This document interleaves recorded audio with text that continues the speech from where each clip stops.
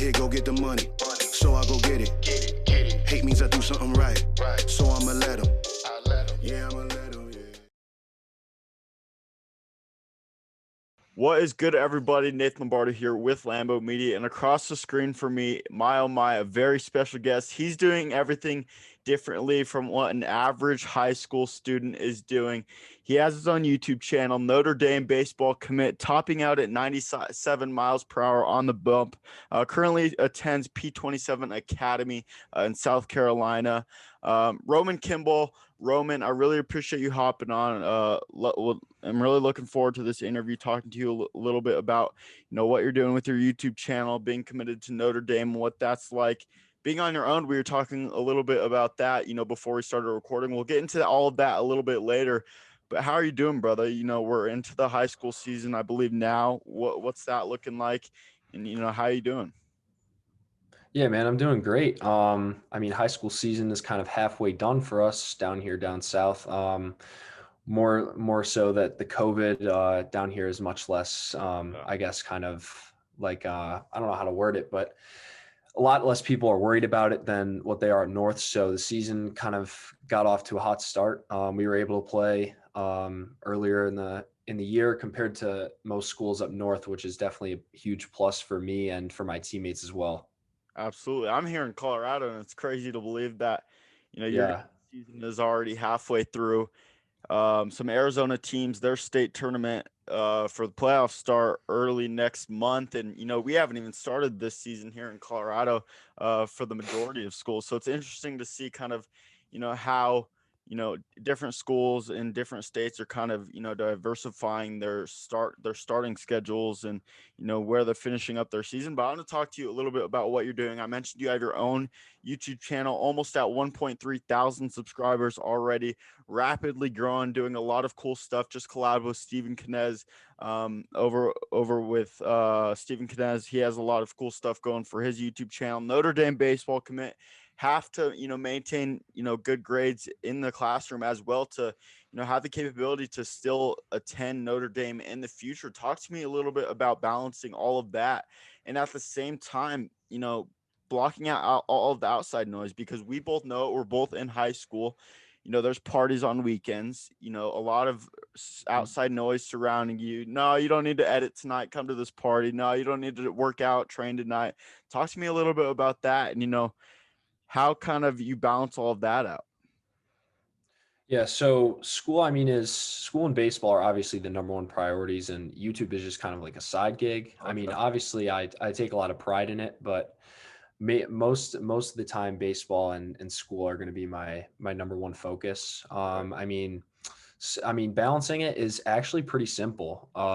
School is very, very like you're self-oriented, so you like do things on your own, and to be able to just kind of do school whenever you want and just get ahead, or kind of take things slow, do it on your own time, is definitely an advantage that I have over most high school students.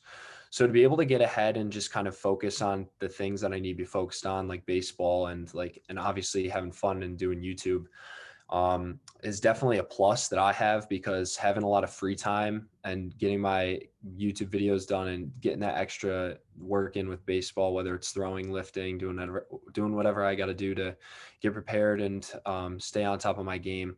So to be able to kind of balance all of it is, like I said, it's pretty simple once you kind of get into the swing of things. Right. But when you do get behind, you know that you're behind, because I'm like, oh, I have to do, Yep. like, I have to edit a video, or I have to go into the weight room. I have to do this for school. So, but definitely keeping up with the grades is probably the toughest, because you want to be able to like get everything done. So school is kind of like your last like kind of thing that you're doing for the day. Right. So you're just like, oh, I want to get this done so I can edit this video, or I want to get this done to do this. So school is definitely like the biggest thing that I have to like work on focus wise, because like that's really important, especially going to a high academic school like Notre Dame. So to be able to kind of balance those, like the baseball and the school and the editing videos and stuff, is definitely kind of revolves around school most of the time, because school is definitely the biggest portion that I have to worry about. I mean, baseball's big too, but I mean, obviously academics are important, and we're going to get our stuff done because that's what our times are set for during the day. So school's definitely the biggest thing that I have to worry about. Absolutely. And you mentioned your YouTube channel. We were talking a little bit about that and how that, may not be as big of a priority for you personally as maybe baseball and school would, which is understandable. But I want to talk to you a little bit about that and the seriousness behind that. You mentioned it's kind of, just a hobby now, but you are growing rapidly, and with almost 1.3 thousand subscribers, collabing with guys like Stephen Knez, that's something pretty big, especially with still how young you are, and you're pushing out great content. So props to you for that. But when did you initially start that YouTube channel, and kind of how serious are you taking that as of now? Yeah, so I remember on my way down to the academy, I was driving down. It's about a 12-hour drive, and I put out an Instagram poll, and I was like, "Who wants to see me do a YouTube video or start a YouTube channel of me and my teammates down here at South Carolina?" Just kind of because I know at that time I had only had like probably 2,000 followers on Instagram, and I mean after that was kind of like right after the summer, so kind of right after I put my name on the map with because I had an insane summer. I threw the ball really well and just kind of dominated the teams that I faced. And so I remember putting that Instagram poll out, and a lot of people said yes, that they wanted me to do it. So I was like, all right, well, I mean, what's there to lose? Like, I mean, Right. it'll be fun. I enjoy it. I like being in front of the camera and editing the videos and stuff. So I just kind of started one video and then just kind of took it from there. I mean, obviously at first it was a slow start. I mean, not much like, and at first I didn't even edit my own videos. I had somebody do it for me. I think the first 3 or 4 videos I had somebody edit them for me. And then after that, I kind of took everything into my own hands. I mean, it's not that I wasn't happy because I was, but at like if you've seen the first few videos that I've put out compared to now, you can see how different that the editing is. And Right. like, I know what to film and like, so I've definitely grown a lot in that aspect of being able to film and knowing what to film too. So, but I mean, that's kind of just how it started. I mean, obviously now we're at like 1.3 thousand subscribers, which is, I mean, that's a lot more than I kind of expected. Yeah. But I mean, now I'm kind of at the point where I'm like, I could actually do something with this, whether I get either drafted this year or go to college at Notre Dame. So, I mean, either way, I'd still have content to produce, either daily, weekly, whatever my schedule allows me to do. But I feel like that I've definitely put myself in a good position to succeed at that level. I mean, with NCAA rules, I don't think I'm allowed to make money right now Mhm. with um, the rules that they have with that for college. But I mean, that could change. They're doing all the things to kind of get players to be able to make money off their names now, which is something that I would like to happen because obviously I could kind of make some money off of that and get my name out there a little bit more. But I mean, whether if I get drafted, I mean, then it can just kind of take off from there because um, once you get drafted, your name's out there a little bit more. People know who you are. I mean, it's going to be the same thing with college, but with the draft, it's going to be a little bit more kind of like exciting, I guess. Absolutely. So yeah, that's just kind of the way that I look at it. But I mean, obviously, like I said, it's a hobby, but I mean, kind of in the future, you never know where it could Yeah. go. Yeah, absolutely. And, props to you, like I mentioned, before I asked that question, for doing all of this. Because obviously, I know from experience, it's not easy to, stay up till, midnight and grinding just editing. Because editing may not be the funnest part, at least for me. I enjoy recording and doing interviews more. I'm sure you could say the same about just, going out there and having fun on the diamond while recording, because it's all natural if you just let it flow. And I want to talk to you a little bit right before you started that YouTube channel. Was there any particular, you know, baseball student athlete, or just, baseball player in general, that you kind of wanted to model your YouTube channel after? Was it Hayden Cantrell, over with the Milwaukee Brewers? Was it Stephen Knez? What was that all about? It was actually an emulation of Trevor Bauer. Okay. Okay. I'm a huge Trevor Bauer fan. Crazy. So I mean, yeah, everything I've like after the 2020 quarantine kind of happened, I kind of dove deeper into the mental side of the game, and Yes, love that. he was one of the only players that was kind of putting content out at that time. So watching his videos on YouTube actually was probably that changed my summer for like an insane amount. Like if I had not watched those YouTube videos and kind of learned from what he was putting out this year, there's no way that I would be the player that I am right now and in the spot that I am right now because I've learned so much from his YouTube channel that it's like I have a whole notebook filled of notes that I've taken from watching his stuff. It's unreal. Like I've always kind of told people that you should take advantage of what's given to you. And I feel like his YouTube channel is such a huge like source of information that young Right. players can gather. It is unreal. Like I have gotten pages and pages and pages of notes that I've taken from Trevor's YouTube channel. I mean, and emulating his game too. He's a huge component of like just going out there and having fun. And I love that type of stuff. Like when I go out there, I'm confident and I'm like, I know I'm going to win and I'm going to have fun doing it. So I feel like him being like the player that he is and him being able to put out content the way that he does is definitely such a huge influence to young players, especially now with baseball not being the way that it used to be where everybody loved it. And now it's just kind of like that sport where you're like, it's boring to watch. It's not the biggest sport anymore. Like I feel like he's kind of changing that and Yeah. bringing the young fans back into baseball, which is huge because baseball is kind of at that point now where you're like, it's baseball, whatever. Especially with the way it's being ran, but that's a whole different topic for another Right. day. Yeah. But I feel like, yeah, I feel like he's definitely doing what needs to be done for the social marketing side of baseball and for the fun of baseball. And obviously, he is a Cy Young pitcher, so he knows what he's talking about. So there's a lot to learn from him. I mean, you really can't go wrong with what he puts out. I mean, he is like it's watching his YouTube videos is like a firsthand pitching lesson from a Major League Baseball player. That's how I look at it. And I mean, like you can try things out, and if you don't like it, then you don't put it in your game. But if you do, then why not? You know. So I feel like I said, you just got to take advantage of what's given to you, and just watching MLB guys like watching Garrett Cole and Jacob deGrom throw as being a New Yorker like me is something that I take a lot of pride in because like you can learn a lot from just watching.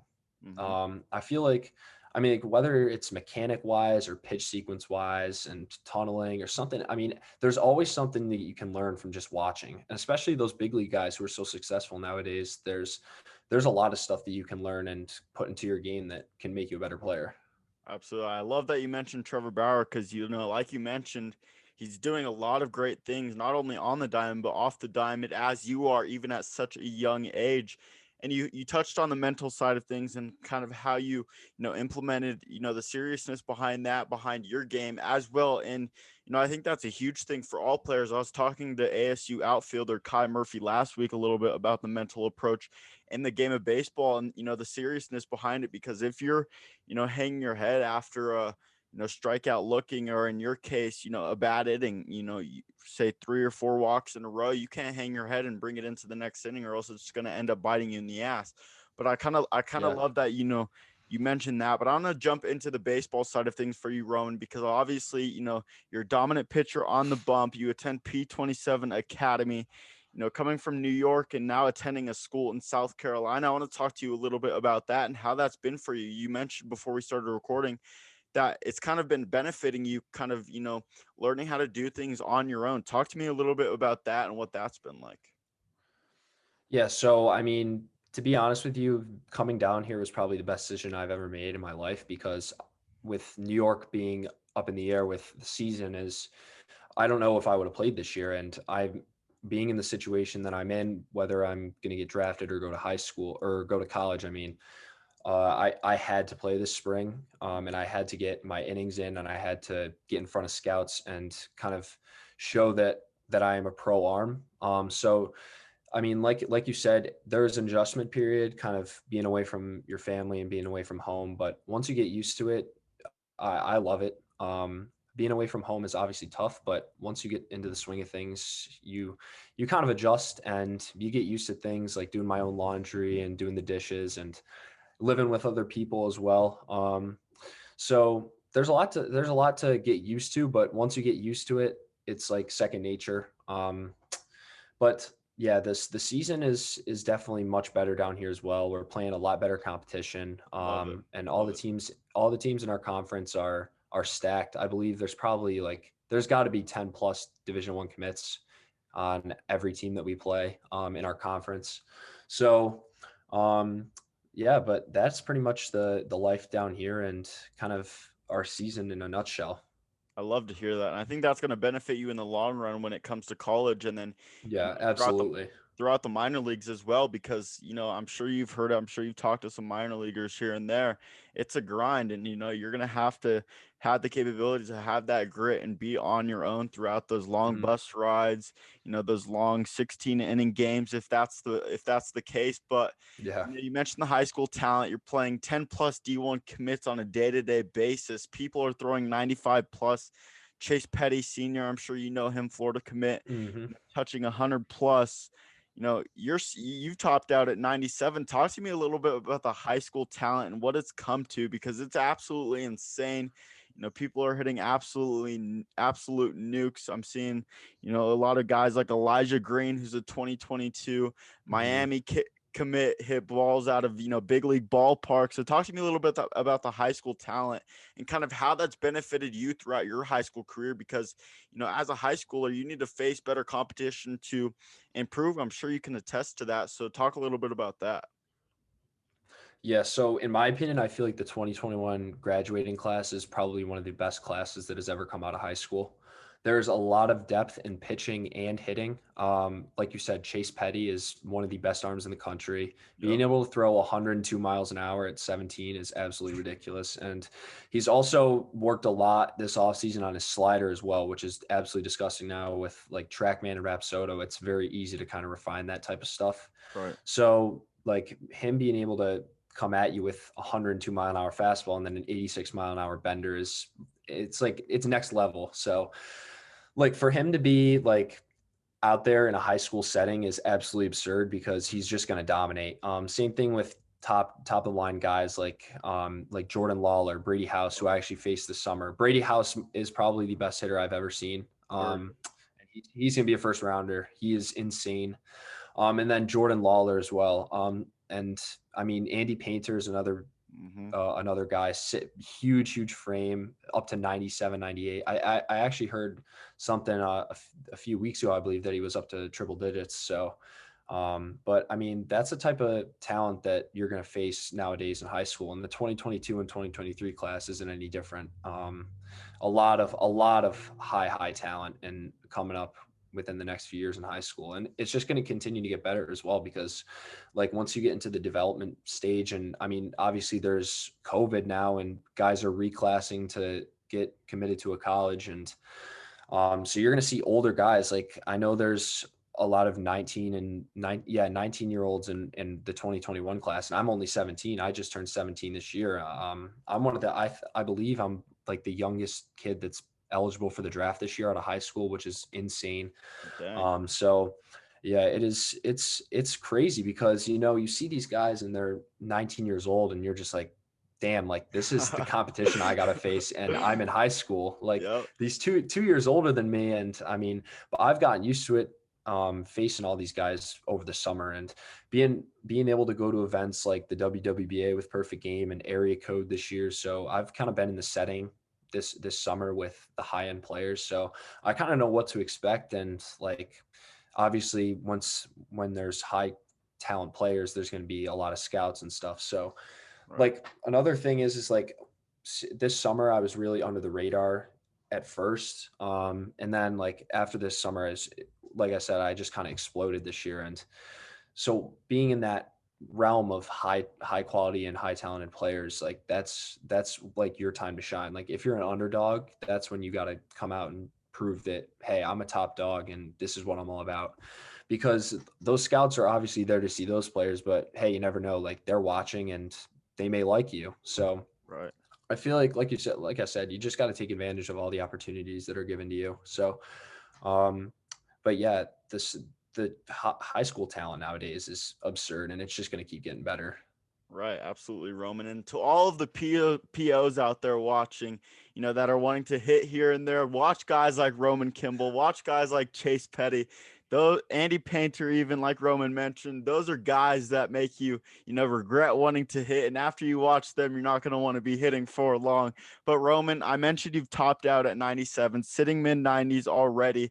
As a senior in high school, that's obviously changed the game a lot. We mentioned Chase Petty. Talk a little bit about velo improvement and tips you can give out there for the younger guys. You're obviously still young, but obviously already topping out at 97. Talk to me a little bit about, velo improvement advice and, advice for the younger guys that you could have.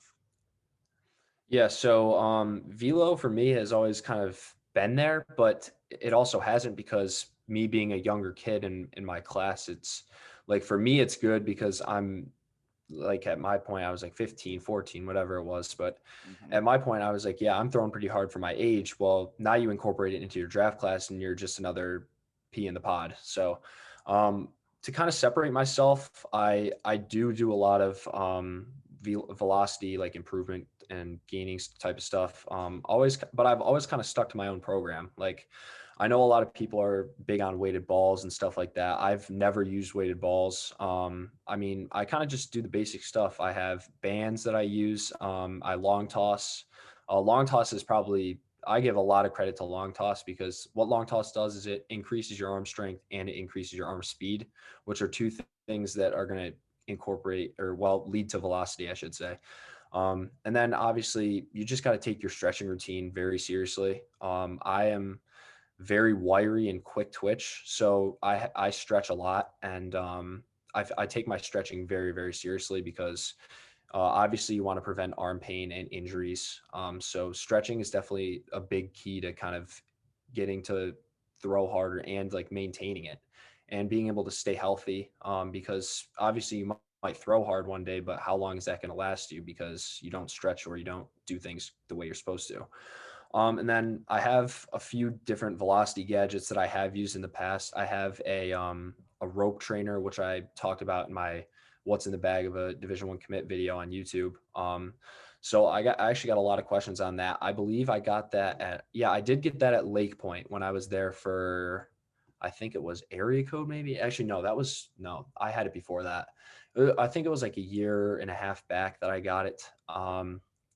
But I believe I used that for like 2 to 3 weeks, and I had gained like 2 to 3 miles an hour in the flick of a finger, Wow. in a Yeah. matter of 2 to 3 weeks just from using that.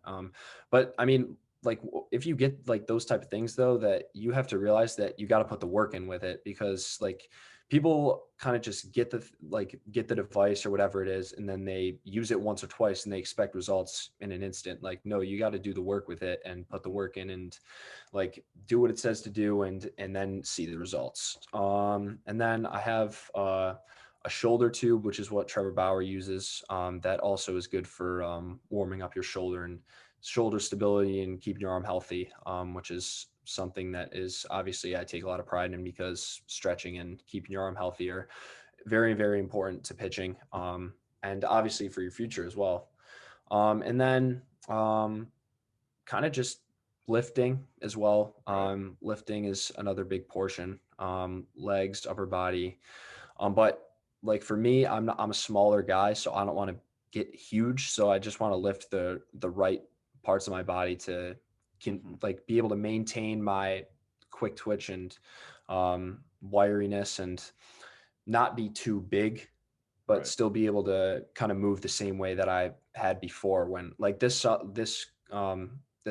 season, I gained about 25 pounds in muscle. So kind of obviously being down here at the academy is definitely a huge plus with the weight room, having it at our own disposal. So yeah, I gained a lot of weight this off season and like obviously I had to stretch a lot because gaining all that muscle really quickly is going Uh-huh. to obviously decrease your mobility.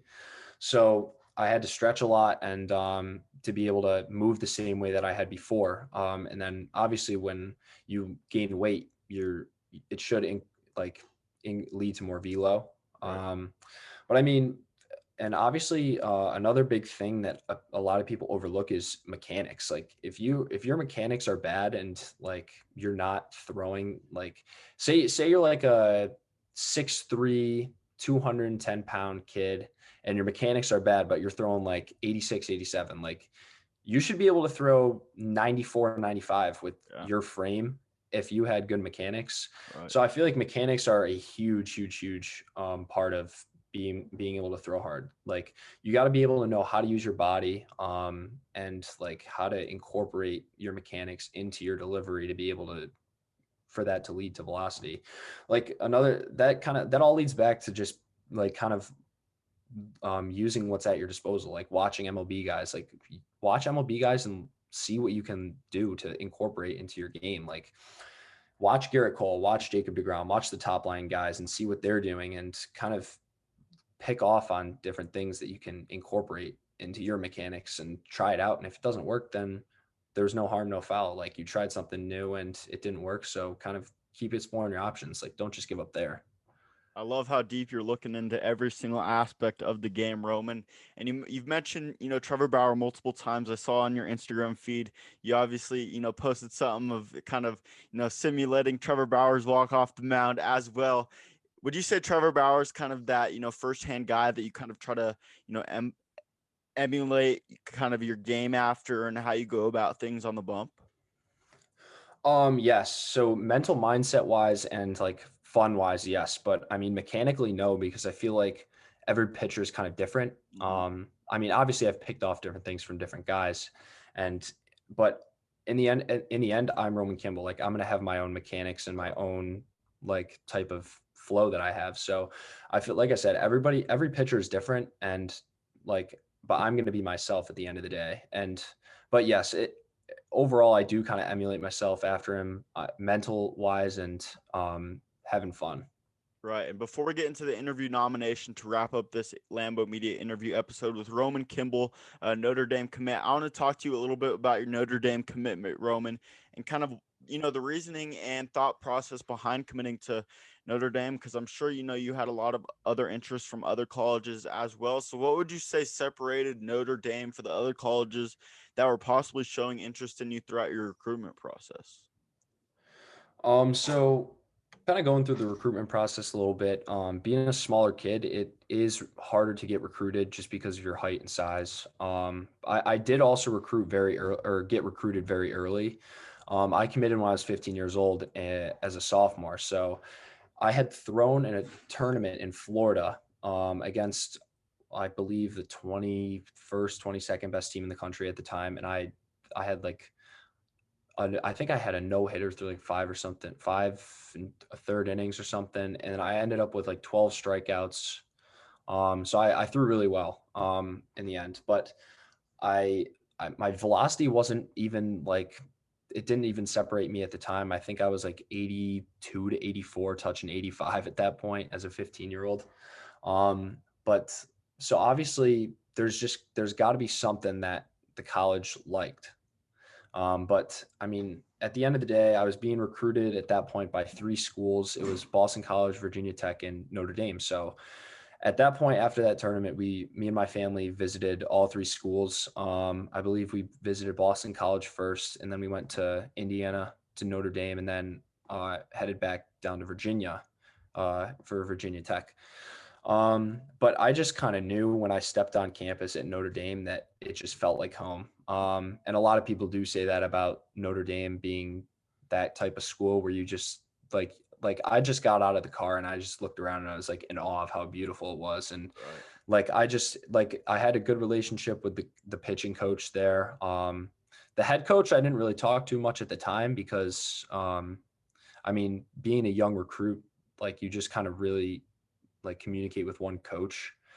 So actually ended up that head coach who I was committed to originally ended up getting fired. Well, actually not fired, but let go, but fired kind of whatever. Yeah. But so the new coach came in and I was like, oh, what's going to happen? Like, am I going to get decommitted or what's going to be the situation here? So he actually ended up decommitting everybody except for me and our catcher, Joey Spence, who is a 2021 recruit, catcher as well.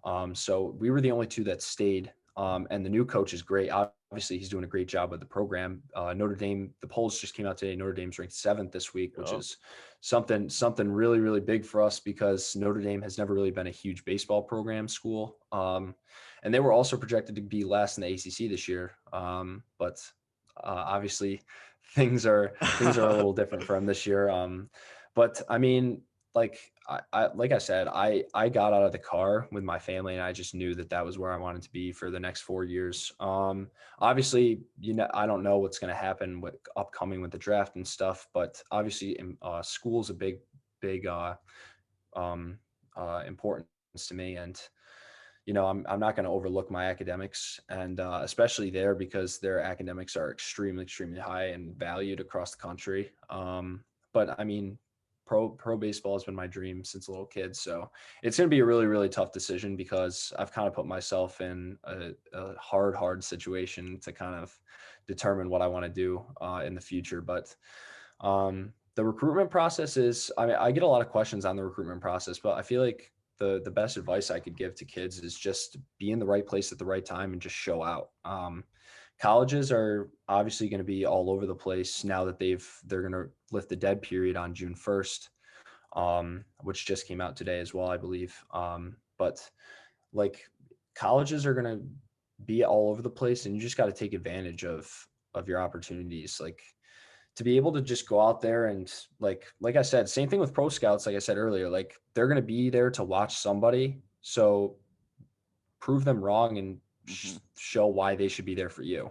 Right. Well, you're in a good, tough situation, having the capability to, have the capability to possibly be drafted out of high school and, have the option to attend Notre Dame and focus on the academics like you mentioned. And you mentioned that coaching change over at Notre Dame, transitioning from, a head coach loss to a brand new coach after your commitment. Did that scare you at all?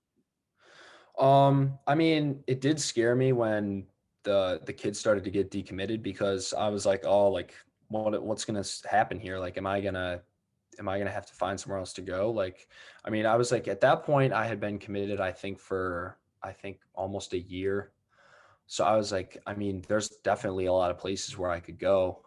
So I was kind of just exploring like obviously different options, but I mean, I was still sad and going to Notre Dame. Like I would have been heartbroken if I had to get decommitted, but the pitching coach is actually still there. So he's the only one who stayed. It was just a new head coach and assistants, which is, I mean, I had the best relationship with the pitching coach anyway. Right. So, I mean, I was still worried though, because, obviously stuff like that'll worry you when all your future teammates are getting decommitted. But I mean, our recruiting class is one of the top in the country coming in for 2021. So I'm looking forward to what's going to go on at school next year.